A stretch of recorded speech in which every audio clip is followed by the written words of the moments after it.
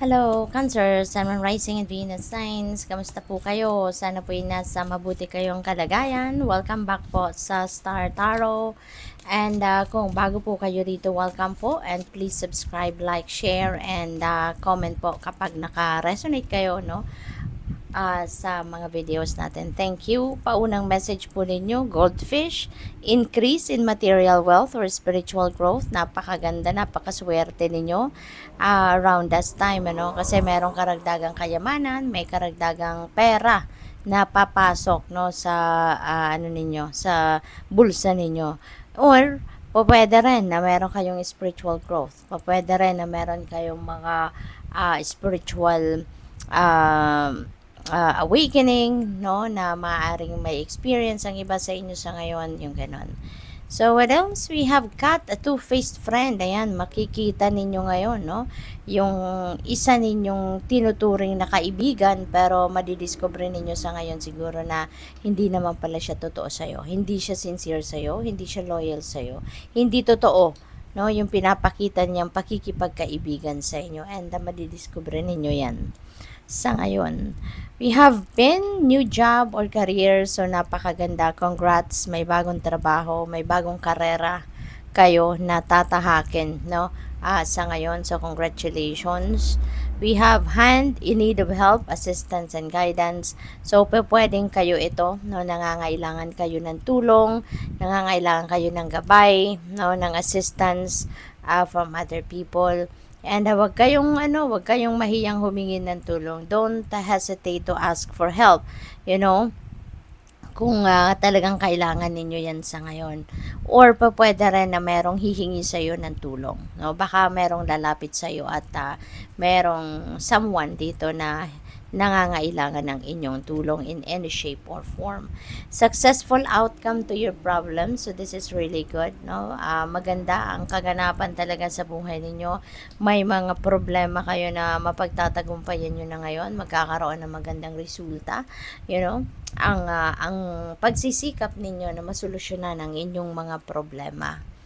We have stuff you will be taken care of in difficult times. Napakagandang promise ito sa inyo ng Divine Universe na binabantayan kayo, tinutulungan kayo, gagabayan kayo ng Divine Universe and the rest of your spirit team, lalo-lalo na pagdating sa mga pagkakataon na nahihirapan kayo, sa mga pagkakataon na hindi ninyo alam kung ano ang gagawin ninyo, you know, you are going to be taken care of. Kaya huwag kayong mag-alala. Okay? At importante na lagi din kayong makikinig sa iyong intuition kasi yung intuition natin, yun ang portal, no, ng ating divine guidance. We have time to act. Ayan, so panahon na para mag-take action kayo. Panahon na para gumalaw na kayo. Kung meron man kayong mga plano, meron kayong mga ideas, no? Take action na. Lagyan na ninyo yan ng action. Gumalaw na kayo. Gawa na ninyo ng paraan. Kasi it will remain to be a plan. It will remain to be an idea. 'Di ba? Nasa isip nyo lang yan kung hindi kayo gagalaw. So what else?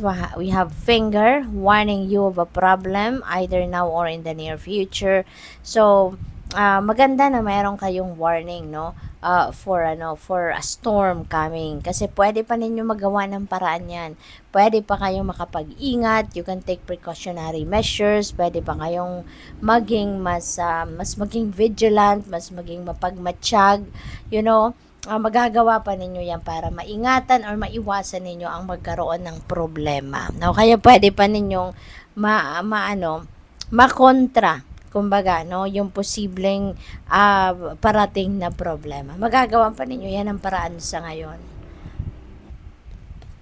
We have crown, honor, and respect will come to you. Ayan, so napakaganda kasi pinagsikapan nyo din ito. Pinagtrabahuan nyo din ito, no? You work hard for this para makuha ninyo yung honor na deserve ninyo, yung respect na deserve ninyo. Kaya, kayo dyan? Good job kayo dyan. What else? We have Cain. Pay attention to your health, okay? Napakahalaga, no, na aalagaan ninyo ang inyong sarili. Okay? Huwag ninyong pabayaan, no, ang inyong kalusugan. Kahit marami kayong ginagawa, make sure na yung first priority ninyo dapat ay yung pangangalaga sa inyong kalusugan, mental, physical, emotional, no? Kailangan balanse ang lahat sa atin para hindi tayo nagkakaroon ng problema, 'di ba? Kaya kasi isa pa, no, kung hindi ninyo aalagaan yung inyong katawan, 'di ba, yung inyong sarili. Pag na-drain na kayo, pag sobrang pagod na kayo, hindi rin ninyo mape-perform, 'di ba, yung trabaho ninyo, yung obligasyon ninyo, yung mga responsibilidad ninyo, na hindi nyo rin ito magagawa, 'di ba? Hindi rin ninyo ito mape-perform kung hindi maganda ang inyong pakiramdam, hindi ba? Kaya kailangan talaga na kailangan na alagaan ninyo ang inyong sarili. Alagaan ninyo, i-prioritize ninyo yung inyong well-being, okay? So ngayon, kunyari, meron na kayong schedule ng pagpa-check up, wag na kayong mag-rebook ng mag-rebook. Puntahan nyo na yon, no? Para mas maganda nagpapa-check tayo regularly, 'di ba? Lalo-lalo na kung meron kayong mga discomfort na physical discomfort na nararamdaman, mas lalo nang kailangan natin sipagan, ano, ang pagpapatingin sa doktor. At yung regular na pag-aalaga sa sarili, no, magkaroon ng enough na tulog, magkaroon ng quality sleep, kasi during sleep yung katawan natin doon pa lang siya nagre-repair, doon siya nagre-recuperate, no? Kaya kailangan talaga natin na nakakatulog tayo ng maayos. At pagkain, 'di ba? Asikasuhin natin ang pagkain, 'wag tayong mag-rely lang sa mga fast food, 'wag lang tayong masyadong mag-rely sa instant, 'di ba?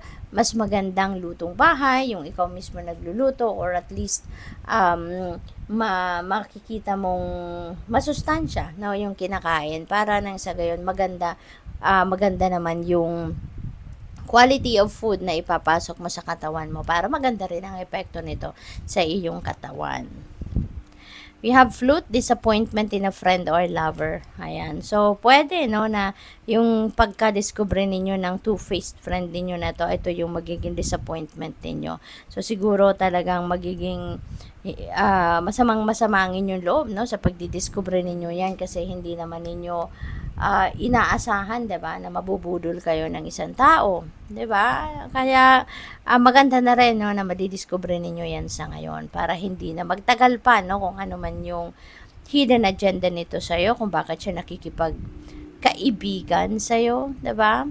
Karma, you will reap what you have sown. Okay? Kung ano ngayon yung klase ng energy na pinut out ninyo into the universe in the past, yun ngayon ang aanihin ninyo. Yun ngayon yung makukuha ninyo. We have bear, danger, especially in money matters. Okay?